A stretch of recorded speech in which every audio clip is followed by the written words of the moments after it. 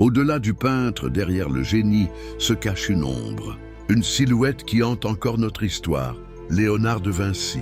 Nous pensons le connaître, mais que savons-nous vraiment de l'homme derrière le mythe? Son visage, gravé dans nos mémoires, est celui d'un sage.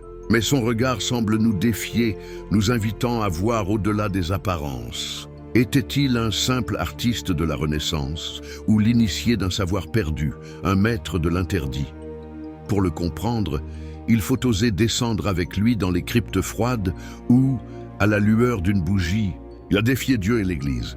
Plus de 30 corps humains profanés pour en percer les secrets, simple curiosité scientifique, ou bien la quête obsessionnelle du premier moteur, le siège de l'âme, l'étincelle divine que les alchimistes cherchaient à maîtriser. Car c'est bien là que se trouve la clé, l'alchimie. Non pas la simple transmutation du plomb en or, mais le grand œuvre spirituel, la transformation de l'être. Léonard, par ses études sur la matière, sur l'eau, l'air, le corps, ne cherchait-il pas à orchestrer sa propre métamorphose? Dès lors, ses œuvres deviennent un langage codé.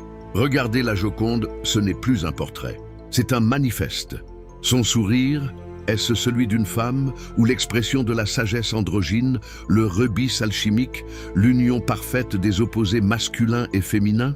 Et que dire de la scène? Un drame sacré ou une scène de crime ésotérique? Cette main armée d'un poignard qui ne semble appartenir à personne, ce sel renversé devant Judas, symbole de malheur ou de pacte rompu. Cette figure de Jean si délicate est-elle vraiment un homme ou la preuve d'une vérité cachée, une lignée secrète que Léonard aurait voulu préserver? Même ses machines, ses dessins de chars d'assaut et d'ailes volantes portent cette dualité.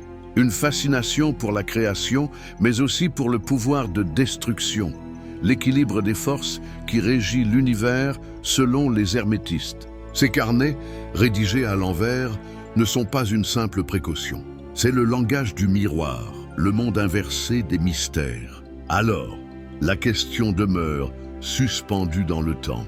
Léonard était-il un peintre qui se servait de la science ? Ou un maître alchimiste qui utilisait l'art comme un voile pour dissimuler une connaissance trop dangereuse pour son époque? Le secret est là, dans le pli d'un sourire, dans l'ombre d'un regard, attendant que nous apprenions à le voir.